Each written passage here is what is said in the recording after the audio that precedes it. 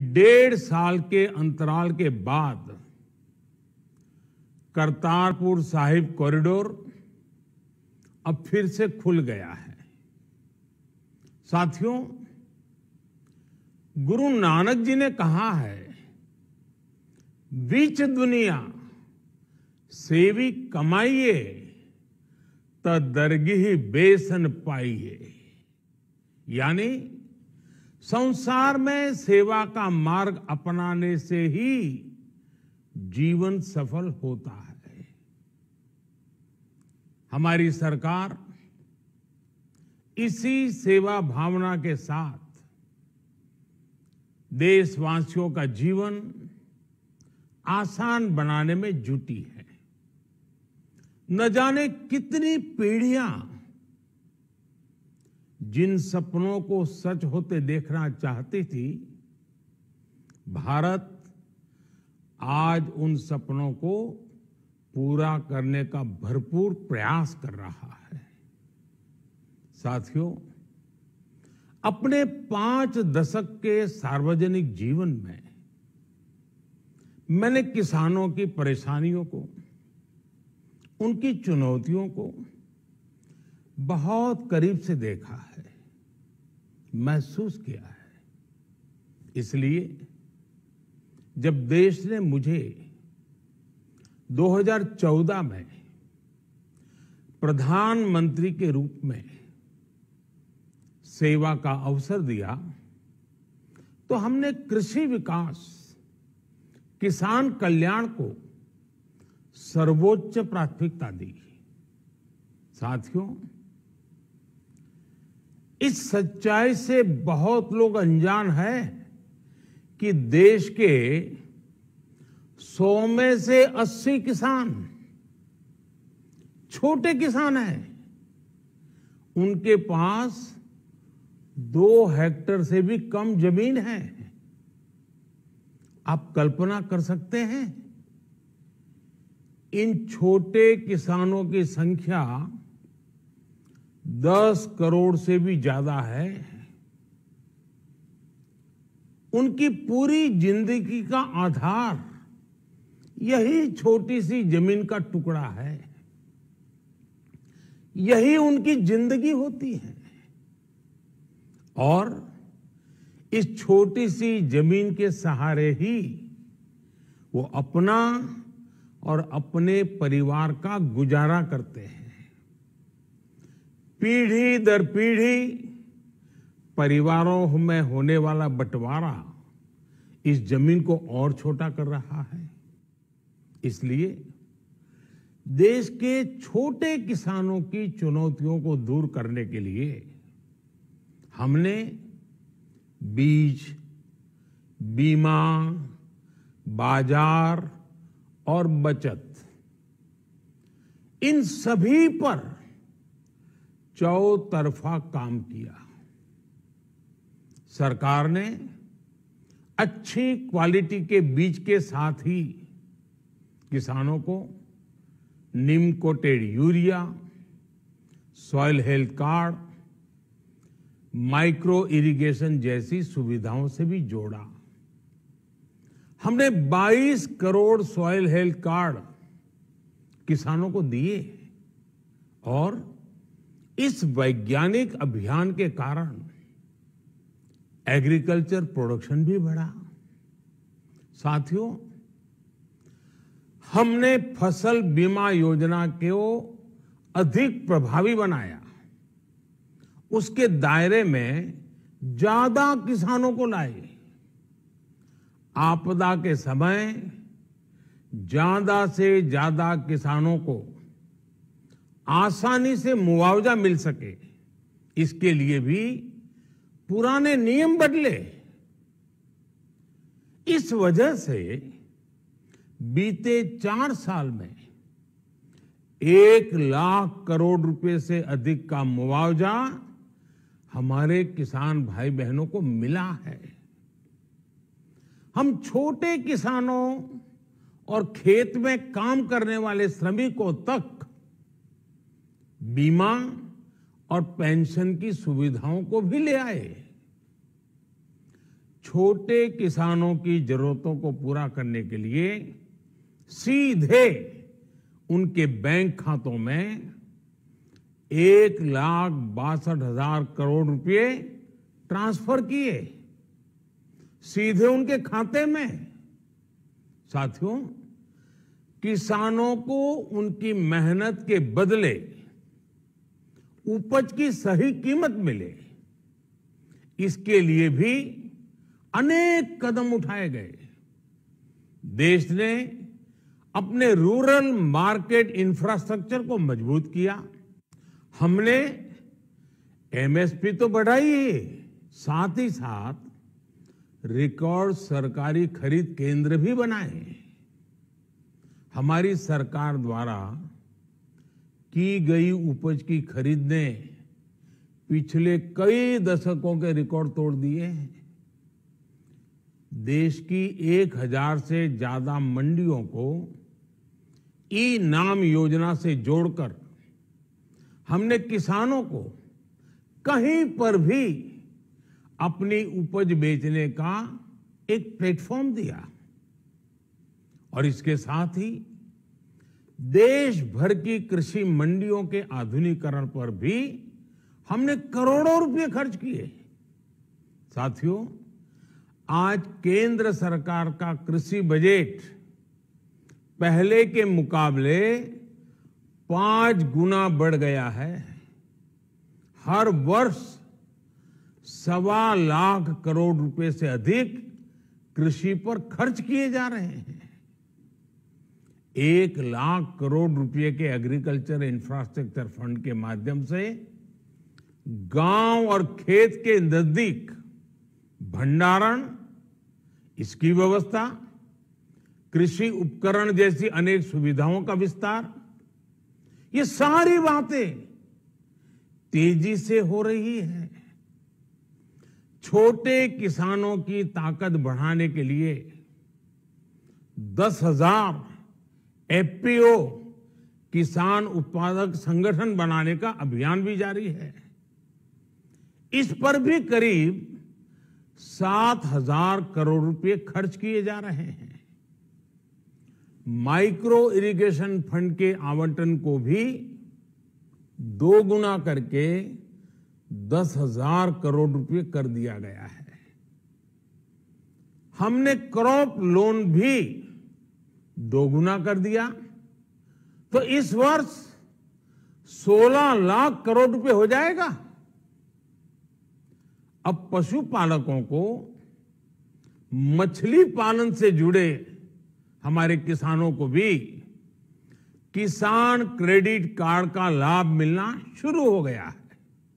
यानी हमारी सरकार किसानों के हित में हर संभव कदम उठा रही है, लगातार एक के बाद एक नए कदम उठाती जा रही है। किसानों की आर्थिक स्थिति सुधरे, उनकी सामाजिक स्थिति मजबूत हो, इसके लिए पूरी ईमानदारी से काम कर रही है। साथियों, किसानों की स्थिति को सुधारने की इसी महाअभियान में देश में 3 कृषि कानून लाए गए थे।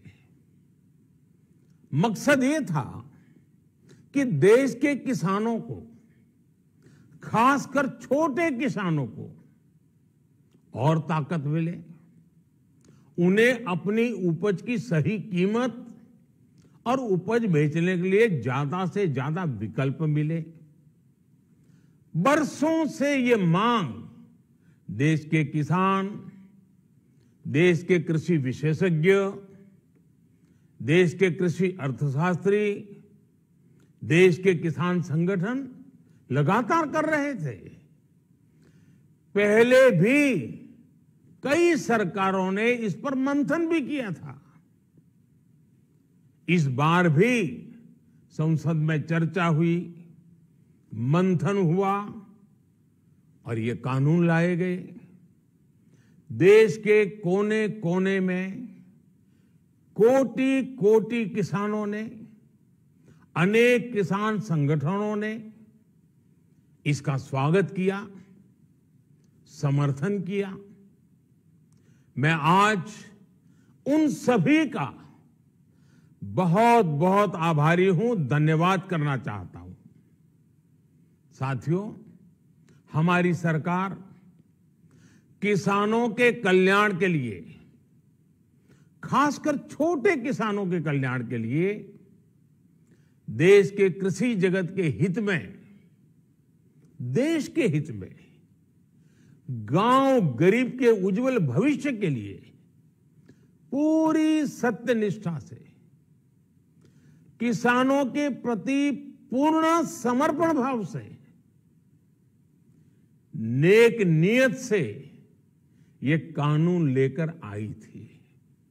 लेकिन इतनी पवित्र बात, पूर्ण रूप से शुद्ध किसानों के हित की बात, हम अपने प्रयासों के बावजूद कुछ किसानों को समझा नहीं पाए।